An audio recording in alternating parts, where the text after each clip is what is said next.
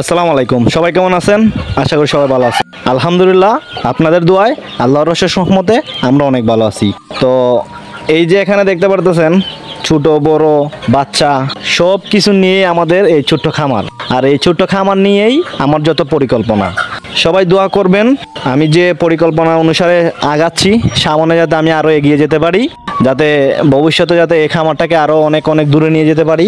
হোক আমি, হোক আমার ভাইয়েরা, মানে যে কেউর হাত ধরে আমি এই খামারটাকে এগিয়ে নিয়ে যেতে পারলেই নিজেকে মনে করব ধন্য। তো সবাই আমাদের জন্য দোয়া করবেন, যাতে করে আমাদের খামারটা ভালো করে যাতে যেরকমভাবে মুনাফা হয় সেই হারে যাতে আমরা সামনে এগিয়ে নিয়ে যেতে পারি। তো আজকে তেমন কিছু দেখাবো না, শুধু এই যে এখানে 3.5 মাসের বাচ্চা আছে কিছু, প্লাস হচ্ছে গিয়ে আপনার 15 দিন 16 দিনের বাচ্চা আছে, এইগুলাকে আলাদা করব।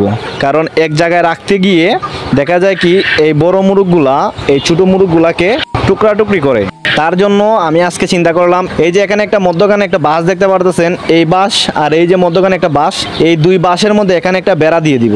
ওই পাশে রাখবো 3.5 মাসের যে বাচ্চাগুলো আছে এগুলাকে, আর 0 দিনের বাচ্চা কিংবা 0 দিনের বাচ্চা থেকে শুরু করে 10 দিনের বাচ্চা 15 দিনের বাচ্চাকে রাখবো এই জায়গার মধ্যে, খোলা জায়গার মধ্যে।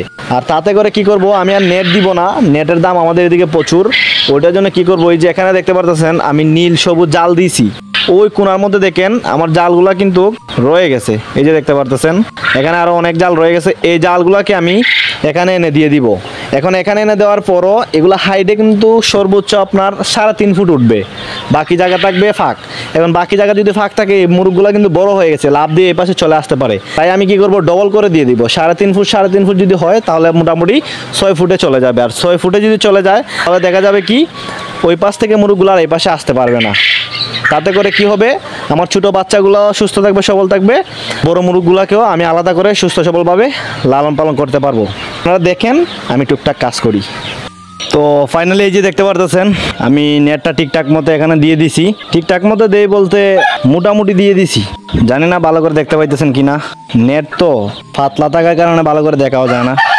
আচ্ছা যাই হোক, আমি উপরে 1 ফাট নিচে 1 ফাট 2 ফাট দিছি। এখন মোটামুটি প্রায় 6 ফুটের মতো হয়েছে উষা। ওই পাশ থেকে লাভ দিয়ে এই পাশে চাইলেও আসতে পারবে না।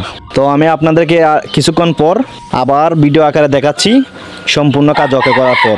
এখন হয়তো আপনারা বুঝবেন না, কারণ ভালো করে দেখাও জানা।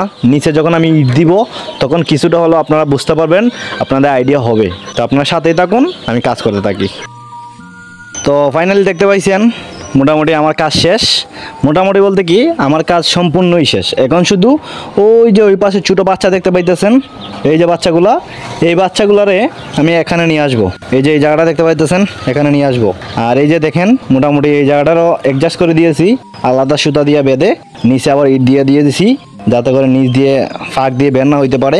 আর উপর তো এই যে দেখতে পারতেছেন এই যে যথেষ্ট পরিমাণে উচ্চতা আছে, লাভ দিয়ে এখন এই পাশে আসতে পারবে না।